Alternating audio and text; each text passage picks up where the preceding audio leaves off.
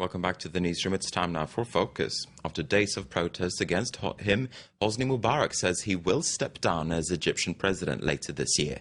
It sparks a question whether that'll be enough for those who have been in the streets during the Egyptian uprising. But it's also time to be looking at who could fill the political void he'll leave behind. Over the next few minutes, we'll be taking a closer look at that issue, and we'll be honing in on the opposition group, the Muslim Brotherhood. They've been touted by experts as the possible next ruling party of Egypt. But if that's the case, should we be worried? Some label them as a radical Islamist group. Others say they're a moderate movement that respects democracy. After more than a week of protests by the Egyptian people, the Muslim Brotherhood is making up for lost ground. The Islamist group hesitated for days before officially joining the movement. With many members arrested, their position has changed. Over 500 brothers have been arrested since the start of this uprising. Sisters also participate. Young people, older teachers. Everyone has joined in this uprising.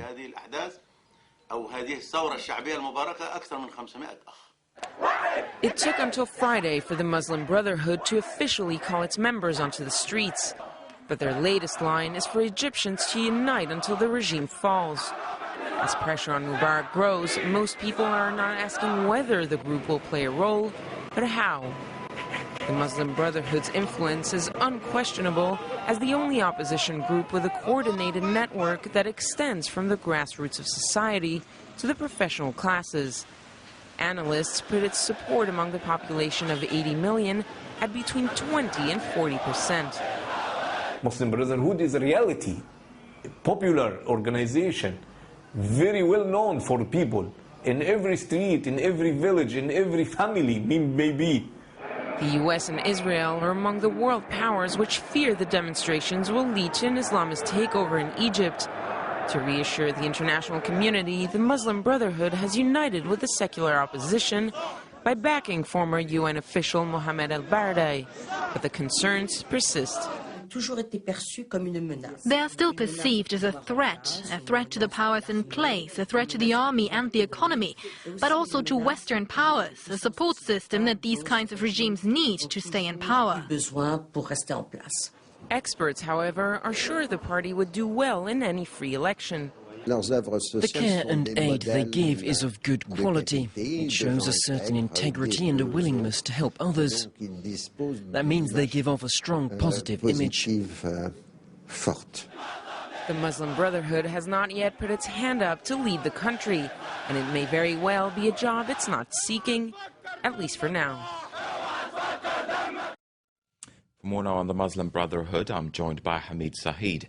He's Director of Research at the Brookings Doha Center, and he's with us on the line from Qatar's capital. Thanks very much indeed for speaking to us today, sir. First of all, what kind of policies are the Muslim Brotherhood actually promoting? There's a lot of concern, at least here in the West, but where are they on this radical, moderate continuum, so to speak? Well, they're considered to be a relatively moderate and mainstream organization. They renounced violence decades ago. They have committed themselves to the democratic process. Again, for decades that's been the case. They participate in elections. They form coalitions with secular groups. The list goes on. They've also become more moderate, where in the 1980s they focused primarily on implementing Islamic law. Now that features less in their program, and they've shifted their focus to political and democratic reform. Now, we can, of course, question how sincere they are, but in terms of their public statements and programs and what they actually do on the ground, they have changed over time. So it basically seems as if you're saying that when Western observers say they're concerned by the emergence of the Muslim Brotherhood, they are misguided. There are legitimate concerns to have, but we shouldn't think that this is the next Iran. That's pushing it. Mm-hmm. So yes, the concerns I think are more about foreign policy. What would the Muslim Brotherhood do about the peace treaty with Israel? Because after all, the U.S. has a very good relationship with the most theocratic nation in the world, Saudi Arabia. So this is clearly not about women's rights or caring about Christian minorities. It's about what kind of foreign policy orientation a country has. The Brotherhood, though, has made clear it's not trying to win power. It doesn't want to play a leadership role. So I think it's likely to be part of a national unity government, but it's not going to be a dominant force. And that's why, to kind of drive this message home, they've lent their backing to Mohammed al-Baradei, who might very well be the most secular political figure in recent Egyptian history. I want to ask you as well how strong or what kind of public backing the Muslim Brotherhood actually has in Egypt. They got around about 20% of seats in the 2005 parliamentary election, but they pulled out and boycotted last year's election, so it's a little bit difficult to gauge on that front. What is their position like at this stage, do you think? Well, so the last reasonably competitive elections there were 2005. They did win 20%, but it's hard to really gauge what that means because they didn't contest all the seats. They only contested about 1/3 of the total seats.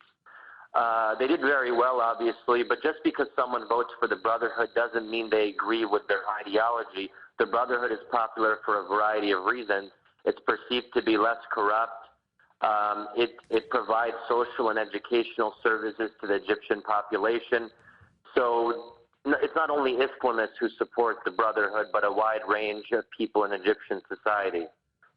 But do you think their support could have been damaged by the fact that they didn't come out very strongly in the beginning of the protests last week? And it's only in the past few days, really, that the leaders of the Muslim Brotherhood have emerged to support the uprising. Do you think they'll be weighed down by that decision in voters' eyes? Well, that was by design. The Brotherhood knew that if they played a prominent role in these protests, the international community would get very nervous. So they purposely downplayed their participation. They're very sensitive to international opinion.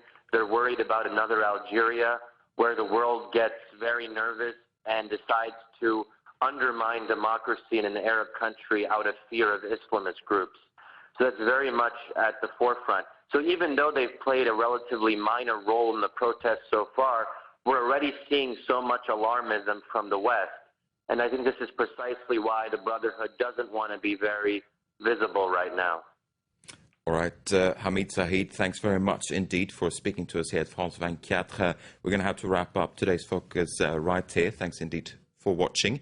Stay with us here at France 24. We'll have more news coming your way very, very soon.